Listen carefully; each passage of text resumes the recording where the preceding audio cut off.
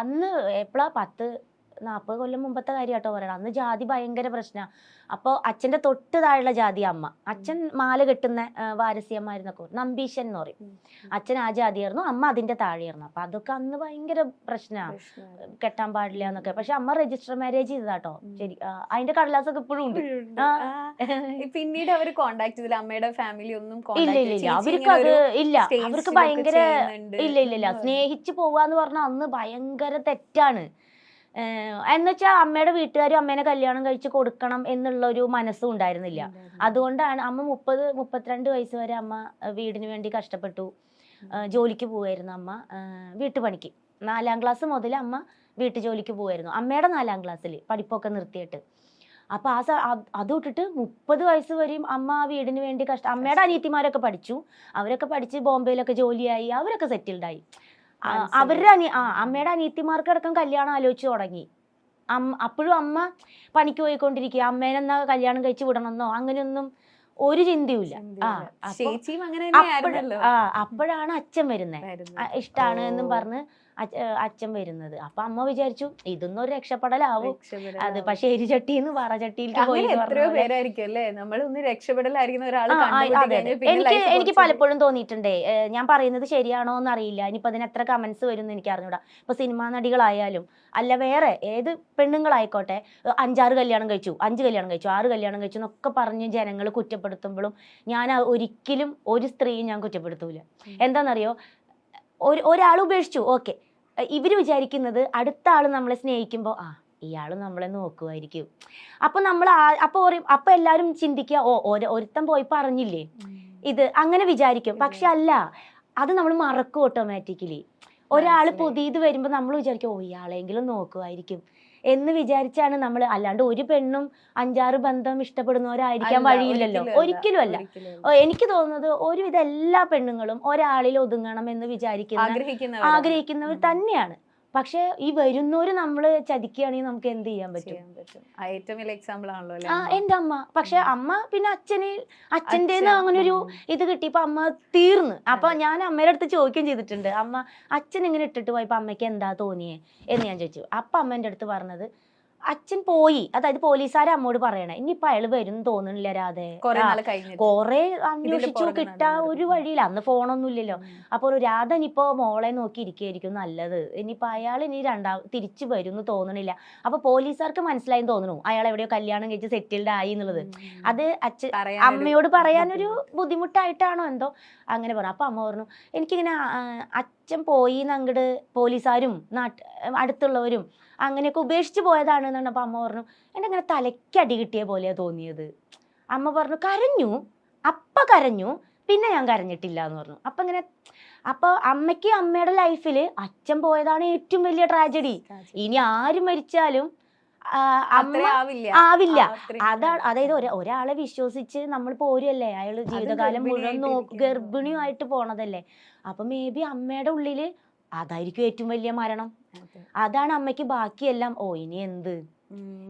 അമ്മ ഏറ്റവും നന്നായി വിചാരിച്ചത് അച്ഛനല്ലേ. അതാണ് കേട്ടോ അമ്മ എന്നോട് പറഞ്ഞത്, ഇതാണോ അത്ര വലിയ കാര്യം, ഒരാൾ മരിച്ചു എന്ന് പറഞ്ഞപ്പോ. അപ്പൊ ഞാൻ ആ ചേട്ടന്റെ അടുത്ത് താഴെ കമന്റ്സ് ചെയ്തു, ചേട്ടാ അതല്ല, അമ്മ മരണത്തെക്കാൾ വലുത് എടുത്ത് ചോദിച്ചത്. കാരണം അങ്ങനെ പെട്ടെന്ന് പറയുമ്പോൾ ആളുകൾ, പക്ഷെ നമുക്ക് മനസ്സിലായി, ഇന്റർവ്യൂ മൊത്തത്തിൽ കണ്ടവർക്ക് അത്രയും ബോൾഡ് ആയതുകൊണ്ട്. അല്ല, അത് മേ ബി ഞാനിപ്പോ ആ ഇന്റർവ്യൂ കണ്ട വേറൊരു കുട്ടി പറഞ്ഞിട്ട് ഞാൻ ആ ഇന്റർവ്യൂ കണ്ടാൽ ഞാനും വിചാരിക്കും ഒരാൾ മരിക്കുമ്പോഴാണോ അങ്ങനെ തമാശ. അത് അമ്മ ഉദ്ദേശിച്ചത് അങ്ങനെയല്ല, ഒരിക്കലും അല്ല.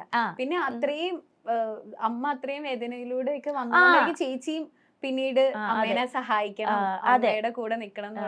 അല്ല, അതുകൊണ്ട് തന്നെയാണ് എനിക്ക് ആരെയും സ്നേഹിക്കാനും തോന്നാത്തത്. അതിന്റെ പിന്നിൽ അങ്ങനെ ഒരു കാര്യം കൂടെ. ഇപ്പൊ എനിക്ക് ആരും ഇഷ്ടമല്ല, കല്യാണം കഴിക്കാൻ ഇഷ്ടമല്ല എന്നൊക്കെ പറയുമ്പോ എന്നോട് കുറെ പേര് ചോദിക്കുന്നത്, അപ്പൊ എന്തെങ്കിലും പ്രണയം ഉണ്ടാവും, അല്ലെങ്കിൽ ആരെങ്കിലും പറ്റിച്ച് പോയിട്ടുണ്ടാവും എന്നൊക്കെയാ. ഒരിക്കലും അല്ല. എന്നെ ആരും ഇങ്ങോട്ട് വന്ന് സ്നേഹാന്ന് പറഞ്ഞിട്ടുമില്ല. പിന്നെ പിന്നെ എല്ലാവർക്കും എന്നിലൊരു അയ്യോ പാവം അങ്ങനെ ഒരു ഇതാണ്. കാരണം എൻ്റെ കഥ എല്ലാവർക്കും അറിയാം. നമ്മുടെ ഫീൽഡിൽ വന്നിട്ട് അതിന് മുമ്പേ ഒക്കെ മായ എങ്ങനെയാണ് വന്നതെന്ന് ഒരുവിധം എല്ലാവർക്കും അറിയാം. അപ്പൊ പിന്നെ ആരും എൻ്റെ അടുത്ത് അങ്ങനെ ഒരു ശല്യം ചെയ്യാനോ അല്ലെങ്കിൽ ഇഷ്ടാന്ന് പറയാൻ അങ്ങനെയൊന്നും നിന്നിട്ടില്ല. ഇല്ല, എനിക്ക് അമ്മയുടെ ലൈഫ് ശരിക്കും അതുകൊണ്ടാണ് ചേച്ചി വേറൊരു റിലേഷൻഷിപ്പോ അല്ലെങ്കിൽ അങ്ങനെ ഒന്നും പിന്നെ നോക്കാതെ ഈ ഒരു റീസൺ. അത് ഒരു റീസൺ. പിന്നെ എനിക്ക് അഭിനയിക്കാൻ ഭയങ്കര ഇഷ്ടമായിരുന്നു. അപ്പൊ ഇനിയിപ്പോ നമ്മള് സ്നേഹിച്ചിട്ട് ഇനി ആരെങ്കിലും നീ ഇനി അഭിനയിക്കാനൊന്നും പോണ്ടെന്ന് പറയോ, ആ ഒരു പേടിയുണ്ട്. പിന്നെ അമ്മേനെ ഇങ്ങനെ അമ്മയുടെ ലൈഫ്, അതായത് ഇങ്ങനെ പാത്രം തേച്ചും നമ്മളിങ്ങനെ കണ്ണു തുറക്കുമ്പോ കാണുന്നത് അമ്മ വല്ലോരെ വീട്ടുപണി ചെയ്യുന്നതാ. ഒയ്യോ, അടിച്ചു എപ്പോഴും രാത്രി 12 മണി വരെയും പണിയാ. രാവിലെ 4 മണിക്ക് എഴുന്നേറ്റാ അത് ഈ അച്ഛൻ കാരണല്ലേന്ന് എന്റെ ഉള്ളില്. അച്ഛൻ ഇട്ടിട്ട് അച്ഛൻ ഉപേക്ഷിച്ച് പോയതുകൊണ്ടല്ലേ അമ്മ ഇത്രയും, അച്ഛൻ ഉണ്ടായിരുന്നെങ്കിൽ ഈ ഗതി വരില്ലായിരുന്നല്ലോ എന്നുള്ളില്. അപ്പൊ മേ ബി എന്റെ ലൈഫ് അങ്ങനെയല്ലായിരിക്കാം. ചിലപ്പോ എനിക്ക് ചിലപ്പോ നല്ല ആളെ കിട്ടുമായിരിക്കാം. ഇല്ലെങ്കിൽ ഞാനും ഇതേ സിറ്റുവേഷനാണ്. എനിക്കൊരു കുഞ്ഞായിട്ട് അയാൾ ഇട്ടിട്ട് പോയാൽ ഞാൻ ഇനി എന്ത് ചെയ്യൂ? അതെനിക്ക് ചെറുപ്പത്തിലെ ഒരു പേടി ഉണ്ടായിരുന്നു. പിന്നെ കല്യാണം വന്നപ്പോഴും ഈ +1 +2 പഠിക്കുമ്പോൾ എനിക്ക് കുറെ കല്യാണങ്ങൾ വന്നിട്ടുണ്ടായിരുന്നു. കാരണം ഞാൻ അപ്പോഴൊക്കെ നല്ല ഹൈറ്റും വെയിറ്റാ. അപ്പൊ ഈ +2ന്റെ അതിനേക്കാളും കുറച്ചും കൂടെ ഒരു ഇത് വലിയ കുട്ടിയാണെന്ന് തോന്നിക്കും. അപ്പൊ അങ്ങനെ കല്യാണങ്ങൾ അങ്ങനെയൊക്കെ വന്നിട്ടൊക്കെ ഉണ്ട്.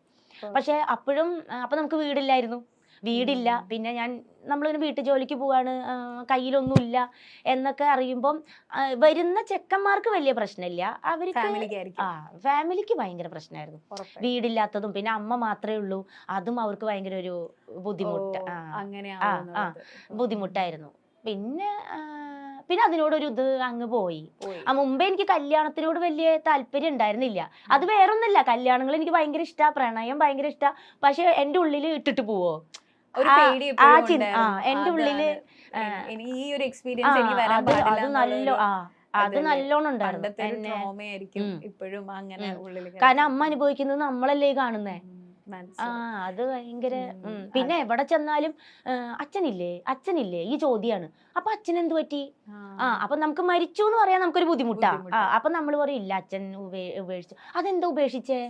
അപ്പൊ ഇത് നിക്കില്ലല്ലോ, അതെന്താ പറ്റി അങ്ങനെ ഉപേക്ഷിച്ചേ? അതെന്താ കാര്യം? അങ്ങനെ അപ്പൊ പിന്നെ അന്വേഷിച്ചില്ലേ ഇങ്ങനെയുള്ള. പിന്നെ ഒരു കുട്ടീനെയും കൊണ്ട് ഒരു സ്ത്രീ നടക്കുമ്പോഴുള്ള കുറെ അന്നത്തെ കാലഘട്ടത്തിൽ കുറെ കളിയാക്കലുകളും എങ്ങനെ ഉണ്ടായതാവോ അങ്ങനെയുള്ളവരെ പറയുന്നവർ വരെ ഉണ്ടായിരുന്നു. വാടകയ്ക്ക് സ്ഥലം കിട്ടാൻ ബുദ്ധിമുട്ട്, കാരണം ഒരു കൊച്ചിനെയും പിടിച്ച് ഒരു സ്ത്രീ വരുമ്പോഴേ അത് എന്ത് സ്ത്രീയാന്ന് അവിടെ ഉള്ളവർക്ക് അറിയില്ലല്ലോ, അത് എന്തിൽപ്പെട്ട സ്ത്രീയാണ്. അപ്പൊ എല്ലാവർക്കും വീട് തരാൻ, ഫാമിലി ആണെങ്കിൽ വീട് തരാം,